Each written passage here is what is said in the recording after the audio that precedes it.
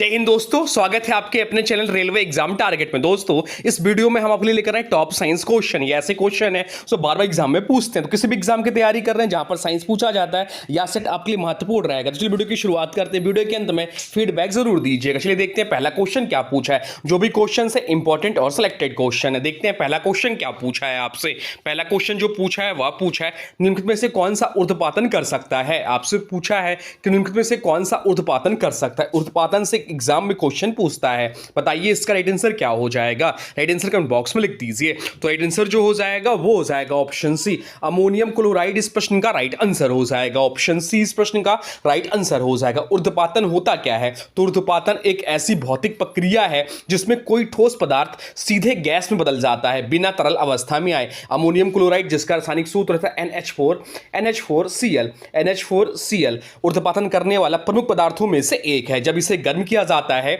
तो यह सीधे गैस में बदल जाता है और ठंडा होने पर पुनः ठोस के रूप में जम जाता है। ऊर्ध्वपातन करने वाले अन्य जो सामान्य पदार्थ हैं जिनके बारे में एग्जाम में पूछ लेता है कि निम्नलिखित में से कौन सा ऊर्ध्वपातन कर सकता है, तो यह भी ध्यान रखिए।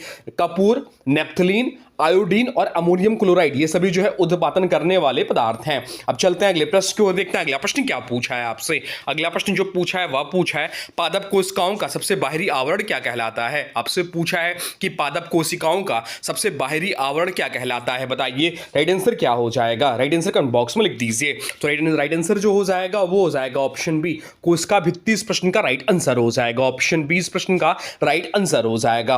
पादप कोशिका की सबसे बाहरी परत जो होती है कोशिका भित्ति होती है। यह सेलुलोज से बनी होती है। यह कठोर और अपारदर्शी होता है। इसका कार्य संरक्षण, आकार बनाए रखना और यांत्रिक समर्थन देना है।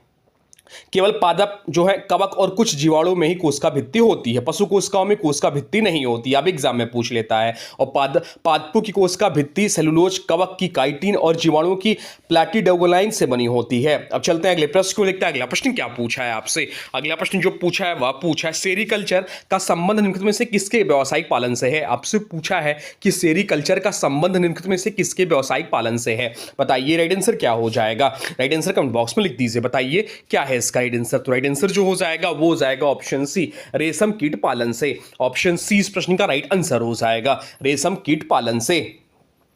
सेरीकल्चर का अर्थ है रेशम के कीड़ों का पालन करना। इसमें रेशम प्राप्त किया जाता है जो कपड़ा उद्योग में उपयोग होता है। भारत विश्व के प्रमुख रेशम उत्पादक देशों में से एक है। बाकी विकल्पों की बात करें तो मधुमक्खी पालन जो है एपी कल्चर कहा जाता है। मधुमक्खी पालन को एपी कल्चर कहा जाता है। केचुआ पालन को इसे वर्मी कल्चर कहा जाता है। तो फलों की खेती क्या कहा जाता है, तो फलों की खेती को हॉर्टिकल्चर कहा जाता है। तो यह सब भी नाम ध्यान रखना है। अब चलते हैं अगले प्रश्न को। देखते हैं अगला प्रश्न क्या पूछा है आपसे। अगला प्रश्न जो पूछा है वह पूछा है भारी व्यापार या रनिंग के दौरान मांसपेशियों में ऐंठन का मुख्य कारण क्या है। आपसे पूछा है कि भारी व्यायाम या रनिंग के दौरान मांसपेशियों में ऐंठन का मुख्य कारण क्या है। बताइए राइट आंसर क्या हो जाएगा। राइट आंसर कमेंट बॉक्स में लिख दीजिए। तो राइट आंसर जो हो जाएगा वो हो जाएगा ऑप्शन बी। ऑप्शन बी इस प्रश्न का राइट आंसर हो जाएगा। ग्लूकोज का लैक्टिक अम्ल में रूपांतरण इस प्रश्न का राइट आंसर हो जाएगा। ऑक्सीजन की कमी में ग्लूकोज लैक्टिक अम्ल में टूट जाता है। मांसपेशियों में लैक्टिक अम्ल जमा होने से सूजन और दर्द महसूस होता है।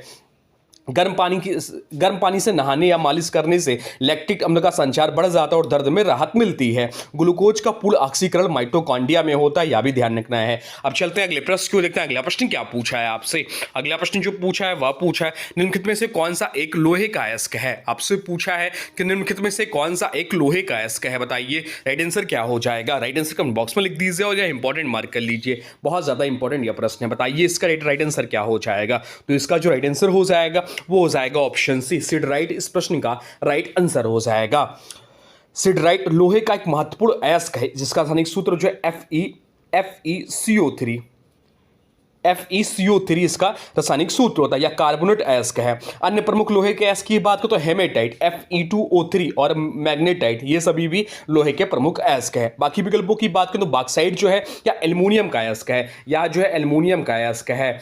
और जो मेलाकाइट है या तांबा का अयस्क है। और एंग्लेसाइट जो है या सीसा का अयस्क है। अब चलते हैं अगले प्रश्न को। देखते हैं अगला प्रश्न क्या पूछा है आपसे। अगला प्रश्न जो पूछा है वह पूछा है पादपों के शरीर के विकास के लिए सबसे प्रचुर मात्रा में आवश्यक तत्व कौन सा है? आपसे पूछा कि पादपों के शरीर के विकास के लिए सबसे प्रचुर मात्रा में आवश्यक तत्व कौन सा है, बताइए राइट आंसर क्या हो जाएगा? राइट आंसर कमेंट बॉक्स में लिख दीजिए। तो राइट आंसर जो हो जाएगा वो हो जाएगा ऑप्शन सी, नाइट्रोजन इस प्रश्न का राइट आंसर हो जाएगा। नाइट्रोजन पौधों के लिए सबसे महत्वपूर्ण और अधिक मात्रा में आवश्यक पोषक तत्व है, या प्रोटीन, क्लोरोफिल और एंजाइम के निर्माण में आवश्यक होता है, जिससे पौधों की वृद्धि होती है। इसकी कमी से पौधों की पत्तियां पीली हो जाती हैं और वृद्धि रुक जाती है। चलिए मुख्य पोषक तत्व बताते हैं। नाइट्रोजन वृद्धि के लिए कारण होता है, फास्फोरस या जड़ विकास के लिए जरूरत होती है, और पोटेशियम रोग प्रतिरोधक के लिए आवश्यक है पौधों में। अब चलते हैं अगले प्रश्न की ओर, देखते हैं अगला प्रश्न क्या पूछा है आपसे। अगला प्रश्न जो पूछा है वह कौन सी ग्रंथि है जो केवल यौवन तक सक्रिय रहती है और बाद में विलुप्त हो जाती है? आपसे पूछा है कि वह कौन सी ग्रंथि है जो केवल यौवन तक सक्रिय रहती है और बाद में विलुप्त हो जाती है, बताइए राइट आंसर क्या हो जाएगा? राइट आंसर कमेंट बॉक्स में लिख दीजिए।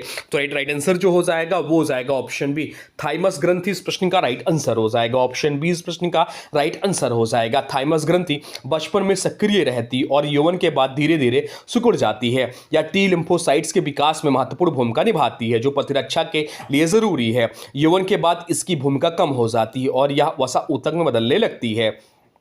बाकी विकल्पों की बात करें तो पीनियल ग्रंथि जो है या मेलाटोनिन हार्मोन बनाती है, विलुप्त नहीं होती। पीयूष ग्रंथि की बात करें तो यह मास्टर ग्लैंड है, जीवन भर सक्रिय रहती है। और हाइपोथैलेमस की बात करें तो यह मस्तिष्क का हिस्सा है, हार्मोन नियंत्रण करता है। अब चलते हैं अगले प्रश्न को, देखते हैं अगला प्रश्न क्या पूछा है आपसे। अगला प्रश्न जो पूछा है वह पूछा है अस्थिमज्जा में लालक कोशिकाओं के उत्पादन को कौन सा हार्मोन बढ़ावा देता है? आपसे पूछा है कि अस्थिमज्जा में लालक कोशिकाओं के उत्पादन को कौन सा हार्मोन बढ़ावा देता है, बताइए इस प्रश्न का राइट आंसर क्या हो जाएगा? राइट आंसर कमेंट बॉक्स में लिख दीजिए। तो राइट आंसर जो हो जाएगा वो हो जाएगा ऑप्शन सी, एरिथ्रोपोएटिन इस प्रश्न का राइट आंसर हो जाएगा। ऑप्शन सी इस प्रश्न का राइट आंसर हो जाएगा। एरिथ्रोपोएटिन जो है ईपीओ, इसको शॉर्टकट में बोलते हैं, क्या बोलते हैं? ईपीओ। एरिथ्रोपोएटिन हार्मोन लालक कोशिकाओं के निर्माण में बढ़ाता है। यह हार्मोन मुख्य रूप से किडनी द्वारा स्त्रावित होता है। शरीर में ऑक्सीजन की कमी होने पर ईपीओ का स्त्राव बढ़ जाता है। बाकी विकल्पों की बात करें तो इंसुलिन या ब्लड शुगर को नियंत्रित करता है। थायरॉक्सिन की बात करें तो यह मेटाबॉलिज्म को नियंत्रित करता है, और एड्रेनोलिन की बात करें तो यह आपातकालीन हार्मोन है। अब चलते हैं अगले प्रश्न को, देखते हैं अगला प्रश्न क्या पूछा है आपसे। अगला प्रश्न जो पूछा है वह पूछा है पृथ्वी के वायुमंडल में सबसे अधिक मात्रा में पाई जाने वाली गैस कौन सी है? आपसे पूछा है कि पृथ्वी के वायुमंडल में सबसे अधिक मात्रा में पाई जाने वाली गैस कौन सी है, बताइए राइट आंसर क्या हो जाएगा? राइट आंसर कमेंट बॉक्स में लिख दीजिए। तो इस प्रश्न का जो राइट आंसर हो जाएगा वो हो जाएगा ऑप्शन सी, नाइट्रोजन इस प्रश्न का राइट आंसर हो जाएगा। पृथ्वी के वायुमंडल में लगभग नाइट्रोजन जो है 78% होती है, जो सबसे अधिक मात्रा में पाई जाती है। नाइट्रोजन रासायनिक रूप से कम प्रतिक्रियाशील होती है, इसलिए वातावरण को स्थिर बनाए रखती है, या पौधों के लिए आवश्यक पोषक तत्व है। वायुमंडल की संरचना की बात करें तो नाइट्रोजन की जो प्रतिशत मात्रा होती है वह होती है 78%। ऑक्सीजन की बात करें तो ऑक्सीजन जो पाई जाती है वह 21% पाई जाती है। आर्गन की बात करें तो आर्गन जो पाई जाती है वो 0.93% पाया जाता है वायुमंडल में। उसके बाद जो है CO2 जो कि 0.04% पाया जाता है। अब चलते हैं अगले प्रश्न को, देखते हैं अगला प्रश्न क्या पूछा है आपसे। अगला प्रश्न जो पूछा है वह पूछा है भोपाल गैस त्रासदी के दौरान यूनियन कार्बाइड कंपनी से कौन सी जहरीली गैस लीक हुई थी? आपसे पूछा कि भोपाल गैस त्रासदी जो कि 1984 में हुआ था, पूछा के दौरान यूनियन कार्बाइड कंपनी से कौन सी जहरीली गैस लीक हुई थी, बताइए राइट आंसर क्या हो जाएगा? तो राइट आंसर जो हो जाएगा वो हो जाएगा ऑप्शन बी, मिथाइल आइसोसाइनाइड इस प्रश्न का राइट आंसर हो जाएगा। ऑप्शन बी इस प्रश्न का राइट आंसर हो जाएगा। भोपाल गैस ट्रेजेडी जो हुआ था 2 से 3 दिसंबर 1984 को हुई थी। इसमें मिथाइल आइसोसाइनाइड MIC जिसे बोलते हैं, MIC नामक अत्यंत विषैली गैस लीक हुई थी, या दुनिया के सबसे बड़ी औद्योगिक दुर्घटनाओं में से एक मानी जाती है। बाकी विकल्पों की बात करें तो नाइट्रस ऑक्साइड या लाफिंग गैस है, इतनी घातक नहीं है। कार्बन मोनोऑक्साइड की बात करें तो यह जहरीली गैस है, लेकिन इस घटना में लीक नहीं हुई थी। सल्फर डाइऑक्साइड की बात करें तो यह भी प्रदूषक गैस है, पर इस दुर्घटना से संबंधित नहीं है। अब चलते हैं अगले प्रश्न को, देखते हैं अगला प्रश्न क्या पूछा है आपसे। अगला प्रश्न जो पूछा है वह पूछा है निम्नलिखित में से कौन सा पादप हार्मोन पौधों के तनु के विकास में मदद करता है? आपसे पूछा कि निम्नलिखित में से कौन सा पादप हार्मोन पौधों के तनु के विकास में मदद करता है, बताइए इसका राइट आंसर क्या हो जाएगा? राइट आंसर कमेंट बॉक्स में लिख दीजिए। तो राइट आंसर जो हो जाएगा वो हो जाएगा ऑप्शन डी। ऑप्शन डी इस प्रश्न का राइट आंसर हो जाएगा। जिबरेलिन इस प्रश्न का राइट आंसर हो जाएगा। जिबरेलिन एक विकास हार्मोन है जो पौधों में तनों की लंबाई बढ़ाने और कोशिकाओं के विस्तार में सहायता करता है। या बीज अंकुरण और फल के विकास में भी सहायक होता है। जिबरेलिन की खोज जापान में गिब्बेरा फ्यूजिकुरोई नमक कवक से हुई थी, जिसमें चावल के पौधों में असमान वृद्धि कर दी थी। बाकी विकल्पों की बात करें तो एथिलीन जो है फल पकने और पत्तियों के झड़ने में मदद करता है। साइटोकाइनिन की बात करें तो कोशिका विभाजन और पत्तियों की हरियाली बनाए रखने में सहायक है। एसिटिक एसिड जो है या विकास को रोकता है और बीज में निष्क्रियता में मदद करता है। अब चलते हैं अगले प्रश्न को देखते हैं। अगला प्रश्न क्या पूछा है आपसे। अगला प्रश्न जो पूछा है वह पूछा केंद्रक और कोशिका झिल्ली के बीच मौजूद जेली जैसे पदार्थ को क्या कहा जाता है। आपसे पूछा है कि केंद्रक और कोशिका झिल्ली के बीच मौजूद जेली जैसे पदार्थ को क्या कहा जाता है। बताइए इसका राइट आंसर क्या हो जाएगा। राइट आंसर कमेंट बॉक्स में लिख दीजिए। तो राइट आंसर जो हो जाएगा वो हो जाएगा ऑप्शन बी, कोशिका द्रव्य इस प्रश्न का राइट आंसर हो जाएगा। कोशिका द्रव्य जिसे साइटोप्लाज्म भी बोलते हैं, एक जेली जैसा अर्धद्रव पदार्थ होता है जो कोशिका झिल्ली और केंद्रक के बीच पाया जाता है या कोशिका का मुख्य भाग होता है जहां अधिकांश रासायनिक क्रियाएं होती है। कोशिका द्रव्य में उपस्थित जो होते हैं कोशिकांग जैसे mitochondria, ribosome, Golgi body, endoplasmic reticulum आदि। साइटोसोल तरल भाग जिससे सभी कोशिकांग तैरते रहते हैं। अब चलते हैं अगले प्रश्न को देखते हैं। अगला प्रश्न क्या पूछा है आपसे। अगला प्रश्न जो पूछा है वह पूछा निम्न में से कौन सा एंजाइम प्रोटीन का विखंडन करता है। आपसे पूछा है कि निम्न में से कौन सा एंजाइम प्रोटीन का विखंडन करता है। बताइए राइट आंसर क्या हो जाएगा। राइट आंसर कमेंट बॉक्स में लिख दीजिए। तो राइट आंसर जो हो जाएगा वो हो जाएगा ऑप्शन बी, ट्रिप्सिन इस प्रश्न का राइट आंसर हो जाएगा। ट्रिप्सिन अग्नाशय से निकलता है या छोटी आंत में सक्रिय होता है। पेप्सिन में प्रोटीन पचाने वाला एंजाइम है। पेप्सिन भी प्रोटीन पचाने वाला एंजाइम है जो पेट में काम करता है। तो जो एमाइलेज दिया हुआ विकल्प में या स्टार्च को तोड़ता है। ट्रिप्सिन प्रोटीन को अमीनो अम्ल में तोड़ता है। लाइपेज की बात में वसा को तोड़ता है और माल्टेज जो है डाइसेकेराइड को ग्लूकोज में बदलता है। चलते हैं अगले प्रश्न की ओर, देखते हैं अगला प्रश्न क्या पूछा है आपसे। अगला प्रश्न जो पूछा है वह पूछा कीटों का अध्ययन क्या कहलाता है। आपसे पूछा है कि कीटों का अध्ययन क्या कहलाता है। बताइए राइट आंसर क्या हो जाएगा। राइट आंसर कमेंट बॉक्स में लिख दीजिए। तो राइट आंसर जो हो जाएगा वो हो जाएगा ऑप्शन सी, एंटोमोलॉजी कहलाता है। ऑप्शन सी इस प्रश्न का राइट आंसर हो जाएगा, एंटोमोलॉजी कहलाता है। कीटों के अध्ययन को एंटोमोलॉजी कहा जाता है। बाकी विकल्पों की बात करें पारिस्थितिकी इकोलॉजी जीवों और उनके पर्यावरण के बीच संबंधों का अध्ययन करते हैं। एंथोलॉजी में साहित्यिक रचनाओं का संग्रह या एक जीव विज्ञान का शब्द नहीं है एंथ्रोलॉजी। और एंटोमोलॉजी कीटों का वैज्ञानिक अध्ययन किया जाए। तो आर्थ्रोपोडोलॉजी की बात करें तो आर्थ्रोपोडस जैसे कीट, मकड़ी, झींगा आदि सभी का समान अध्ययन इसके अंतर्गत किया जाता है। अब चलते हैं अगले प्रश्न को देखते हैं। अगला प्रश्न क्या पूछा है आपसे। अगला प्रश्न जो पूछा है वह पूछा न्यूटन की गति के प्रथम नियम को क्या कहा जाता है। आपसे पूछा है कि न्यूटन के गति के प्रथम नियम को क्या कहा जाता है। बताइए राइट आंसर क्या हो जाएगा। राइट आंसर कमेंट बॉक्स में लिख दीजिए। तो राइट आंसर जो हो जाएगा वो हो जाएगा ऑप्शन जड़त्व का नियम। अभी एनटीपीसी के एग्जाम में पूछा भी क्या प्रश्न है। न्यूटन के गति के प्रथम नियम को जड़त्व का नियम, लॉ ऑफ इंट्रिटिया कहा जाता है। न्यूटन का प्रथम गति नियम जो है वह है कोई भी वस्तु तब तक विराम या सरल रेखा में गति की अवस्था में रहती है जब तक उस पर कोई बाहरी बल कार्य न करे। इस नियम को ने यह सिद्ध होता है कि वस्तुएं स्वाभाविक रूप से अपनी गति की अवस्था बनाए रखती हैं। जड़त्व वस्तु की वह प्रवृत्ति है जिससे वह अपनी गति या विश्राम की स्थिति को बनाए रखती है। अब चलते हैं अगले प्रश्न को देखते हैं। अगला प्रश्न क्या पूछा है आपसे। अगला प्रश्न जो पूछा है वह पूछा पीएच स्केल की खोज किसने की थी। आपसे पूछा है कि पीएच स्केल की खोज किसने की थी। बताइए राइट आंसर क्या हो जाएगा। राइट आंसर कमेंट बॉक्स में लिख दीजिए। तो राइट आंसर जो हो जाएगा वो हो जाएगा ऑप्शन है सोरेन पीटर लॉरिसन इस प्रश्न का राइट आंसर हो जाएगा। पीएच स्केल की खोज डेनमार्क के वैज्ञानिक सोरेन पीटर लॉरिसन ने की थी। उन्होंने यह खोज 1909 में की थी। पीएच स्केल क्या है तो पीएच का अर्थ होता है पोटेंशियल ऑफ हाइड्रोजन या किसी घोल की अम्लता या क्षारीयता को मापने का पैमाना है। इसका मान 0 से 14 के बीच में, तो कितना, तो 0 से 14 के बीच में इसका मान होता है।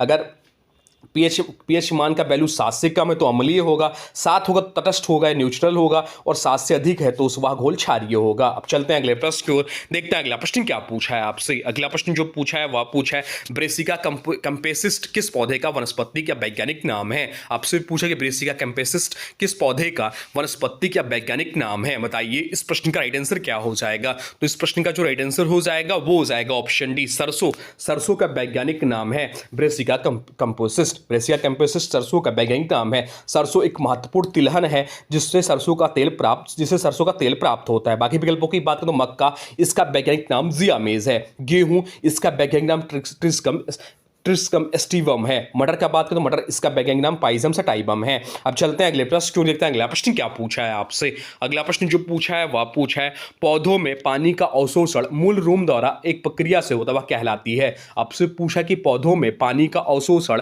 मूल रूम द्वारा एक प्रक्रिया से होता है वह कहलाती है, वह क्या कहलाती है, यह आपसे पूछा है। बताइए इसका राइट आंसर क्या हो जाएगा। तो राइट आंसर जो हो जाएगा वो हो जाएगा ऑप्शन सी, परासरण कहते हैं। ऑप्शन सी इस प्रश्न का राइट आंसर हो जाएगा। पौधों की जड़ों के मूल रूम मिट्टी से पानी का अवशोषण करते हैं। यह प्रक्रिया परासरण कहलाती है। परासरण वह प्रक्रिया है जिसमें पानी कम सांद्रता वाले घोल से अधिक सांद्रता वाले घोल की ओर अर्धपारगम्य झिल्ली के माध्यम से प्रभावित होती है। इस प्रकार पौधे मिट्टी से जल लेकर उसे ऊपर की ओर तनों पत्तियों आदि तक पहुंचाते हैं। अब चलते हैं अगले प्रश्न क्यों देखते हैं अगला प्रश्न क्या पूछा है आपसे। अगला प्रश्न जो पूछा है वह पूछा है फूलों और बीजों को विभिन्न प्रकार के आकर्षक रंग कौन प्रदान करता है। आपसे पूछा कि फलों और बीजों को विभिन्न प्रकार के आकर्षक रंग कौन प्रदान करता है, यह आपसे पूछा है। बताइए राइट आंसर क्या हो जाएगा। राइट आंसर कमेंट बॉक्स में लिख दीजिए। बताइए इसका राइट आंसर क्या हो जाएगा। तो इसका जो राइट आंसर हो जाएगा वो हो जाएगा ऑप्शन बी, क्रोमोप्लास्ट इस प्रश्न का राइट आंसर हो जाएगा। ऑप्शन बी इस प्रश्न का राइट आंसर हो जाएगा। क्रोमोप्लास्ट एक प्रकार का प्लास्टिड होता है जो पादप कोशिकाओं में रंग द्रव्य के लिए होता है या फूलों, फलों और बीजों में पीला, नारंगी, लाल आदि रंगों को उत्पन्न करता है। बाकी विकल्पों की बात करें तो ल्यूकोप्लास्ट जो दिया हुआ है, ल्यूकोप्लास्ट खाद्य पदार्थों का भंडारण करता है जैसे स्टार्च तेल का। क्लोरोप्लास्ट की बात करें तो इस शब्द से आप लोग परिचित होंगे। प्रकाश संश्लेषण करता है और पौधों को हरा रंग देता है। और दोनों प्लास्ट की बात करें तो ऐसा कोई प्लास्टिड नहीं है या गलत विकल्प है। अब चलते हैं अगले प्रश्न क्यों देखते हैं अगला प्रश्न क्या पूछा है आपसे। तो अगला प्रश्न जो पूछा है वह पूछा है मानव रक्त में मौजूद वो कौन सी छोटी चक्रियाएं हैं जो रक्त का थक्का बनाने वाले पदार्थ उत्पन्न करती हैं। आपसे पूछा है कि मानव रक्त में मौजूद वह कौन सी छोटी चक्रिकाएं या स्मॉल प्लेलेट्स हैं जो रक्त का थक्का बनाने वाले पदार्थ उत्पन्न करती हैं। बताइए इसका राइट आंसर क्या हो जाएगा। इसका यह इंपॉर्टेंट प्रश्न है। बताइए इसका राइट आंसर क्या हो जाएगा। राइट आंसर हो जाएगा ऑप्शन बी, बिम्बाणु या प्लेटलेट्स उसे बोलते हैं। ऑप्शन सी इस प्रश्न का राइट आंसर हो जाएगा। बिम्बाणु या प्लेटलेट्स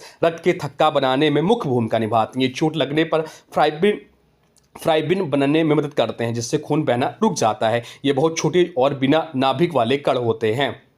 अन्य विकल्पों की बात करें तो WBC श्वेत कोशिकाएं ये शरीर को संक्रमण से बचाते हैं। RBC की बात करें तो ये ऑक्सीजन का परिवहन करते हैं। अल्विका की बात करें तो ये फेफड़ों में गैसों के आदान प्रदान से संबंधित हैं। तो ये रहे आपके टॉप साइंस क्वेश्चन जो आपके आने वाले एग्जाम के लिए बहुत महत्वपूर्ण हो जाते हैं। आप चाहे किसी भी एग्जाम की तैयारी करें जैसे home guard, UP police constable, SSC या किसी भी अन्य एग्जाम की तैयारी कर रही है आपके लिए इंपॉर्टेंट रहेगा। यहाँ से आपके एग्जाम में क्वेश्चन देखने को मिलेंगे। अब आज के वीडियो से प्रश्न है, इसका राइट आंसर आप लोगों को कमेंट बॉक्स में बताना है। आज के वीडियो से प्रश्न है कि पृथ्वी के वायुमंडल में सबसे अधिक मात्रा में पाई जाने वाली गैस कौन सी है। आपसे पूछा है कि पृथ्वी के वायुमंडल में सबसे अधिक मात्रा में पाई जाने वाली गैस कौन सी। इसका जो भी राइट आंसर होगा कमेंट बॉक्स में जरूर बताइए। इसके बारे में जो भी कुछ जानते हैं कमेंट बॉक्स में लिख दीजिए। और हाँ देखिए, अभी तक आपने वीडियो को लाइक नहीं किया है तो प्लीज़ वीडियो को लाइक कर दीजिए और चैनल पर नए चैनल को सब्सक्राइब भी कर लीजिए। तो चलिए मिलते हैं एक नए वीडियो में, तब तक के लिए thanks for watching railway exam target. For more update please subscribe railway exam target channel को। जय हिंद, वंदे मातरम।